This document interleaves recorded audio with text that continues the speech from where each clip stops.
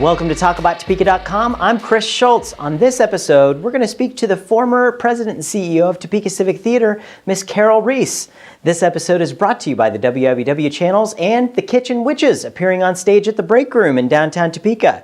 Get your tickets at breakroomdowntown.com. This episode starts right now.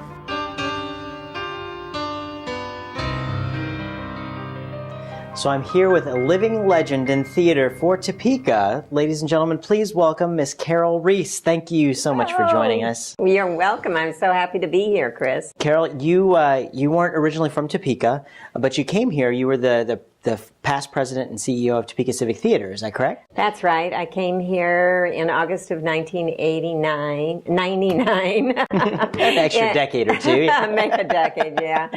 To become at that time, the title was executive director. It was shortly after the theater had moved into its new home at 8th and Oakley, and I had experience with children's theater, and they wanted to get a youth program going, and so that was one of the reasons that I came in.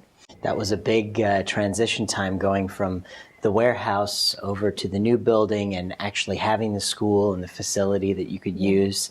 And now to look at the programs that had been developed, I think you did a stellar job. Yeah. Well, thank you. I didn't do it alone. Obviously, Shannon Riley is an amazing man, and he develops a huge amount of the programming there. He has a huge influence on his artistic staff, and he gives them the opportunity to grow and develop the programming. I think what I was able to bring to the table was the experience of running a summer camp and a youth program during the school year. And I had some challenges because the first education director we hired was a young man named Michael Bannon, and he was wonderful. I loved Michael. But he and Shannon, both being men, didn't quite understand some of the things that I understood as a mother and having observed how camps work.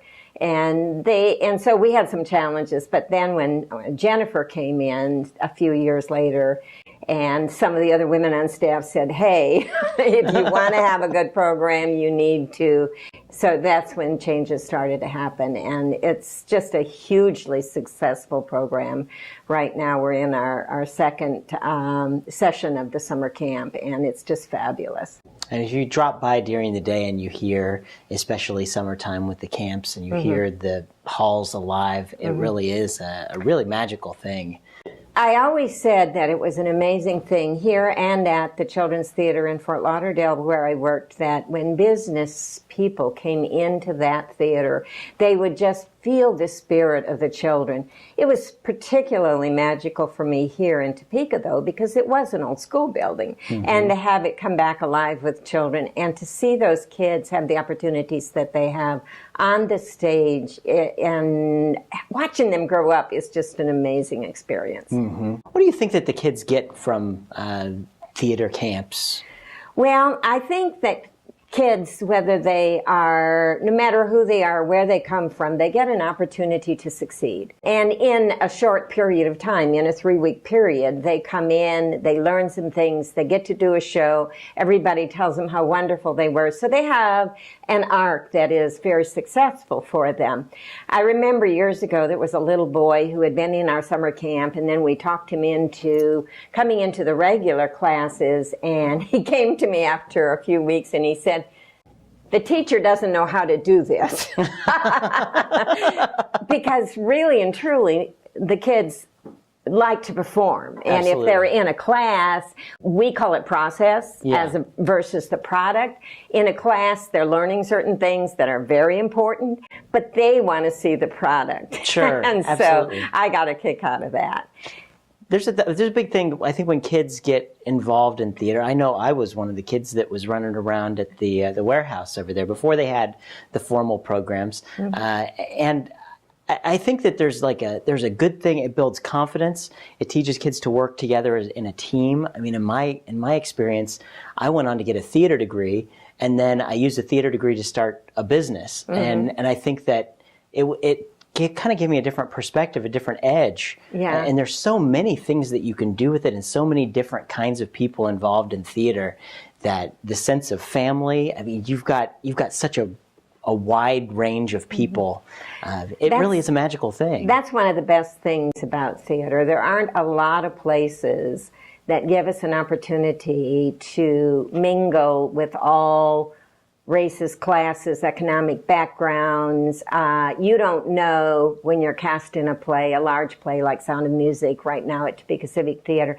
You don't know if someone's a doctor, someone's unemployed, someone's a lawyer, someone else is a student. Yeah. You get an opportunity to mix people, and the best thing is everybody accepts you. There are a few exceptions. If you're really kind of a scary person, maybe you might not be as accepted, but mostly everybody is accepted, and nobody worries about what you do for a living. Most of the time we don't even necessarily learn what the other people in a show with us do in their other lives.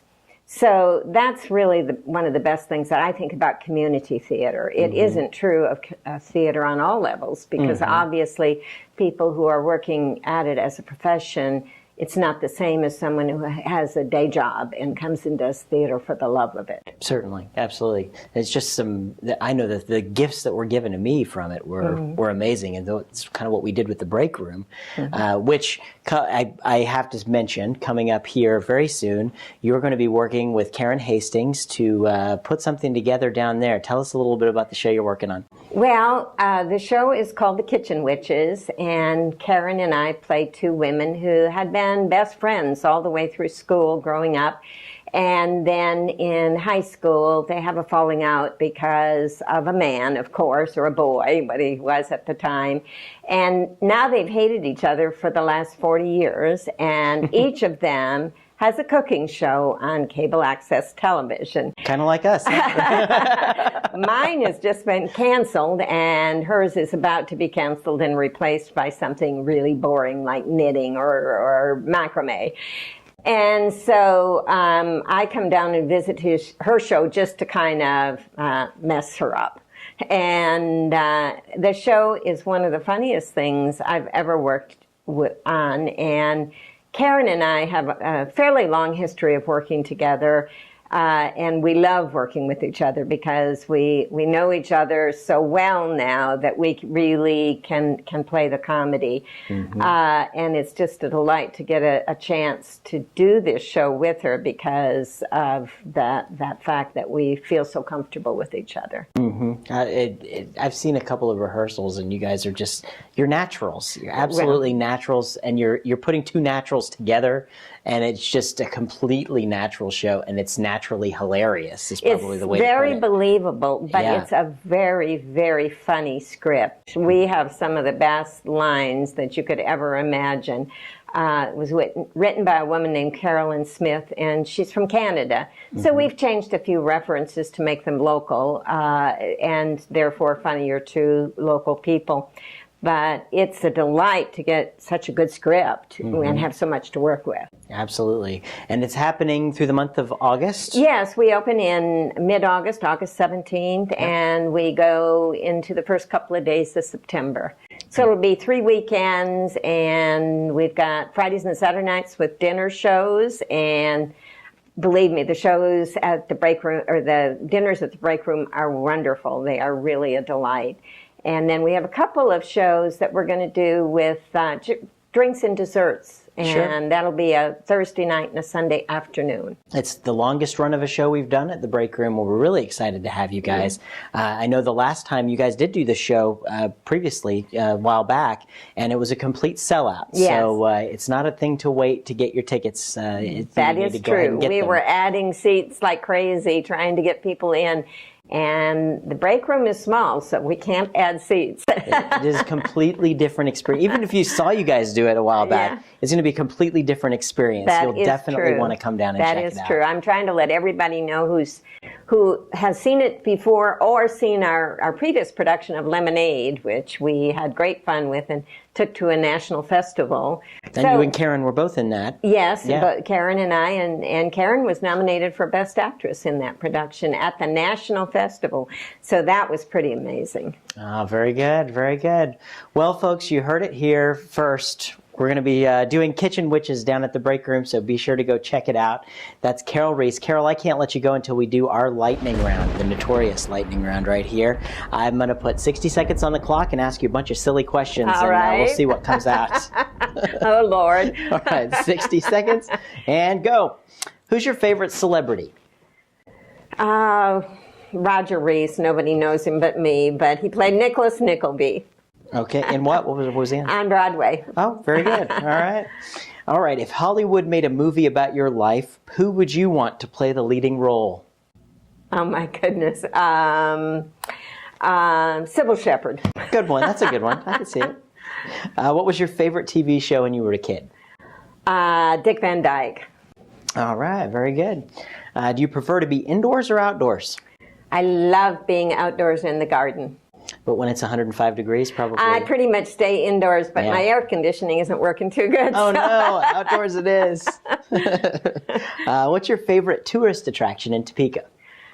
Oh, I love Gage Park. I love the Rock Garden. I love the Rose Garden. I love everything about the zoo. Helen Hocker. I love everything about Gage Park. Absolutely. And what's your favorite television show to watch every Tuesday night at 9:30 on my TV? Oh, I guess it would be Talk About Topeka. Yay! Folks, go see the Kitchen Witches down at the break room. See Carole, and you can see Karen Hastings. It's going to be a great show. Thank you so much for joining us. I really appreciate it. Thanks, Chris. Hey, take care.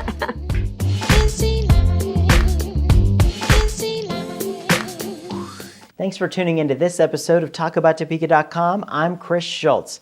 If you liked what you saw today, please help our guests spread their message by sharing our videos with your friends. You can also find us on Facebook, Twitter, and be sure to subscribe to our YouTube channel. This episode of Talk About Topeka was brought to you by the WIBW channels and Field of Greens, a garden bistro in downtown Topeka. Topeka's #1 salad bar, according to me. Thanks for joining us. Remember, keep talking about Topeka.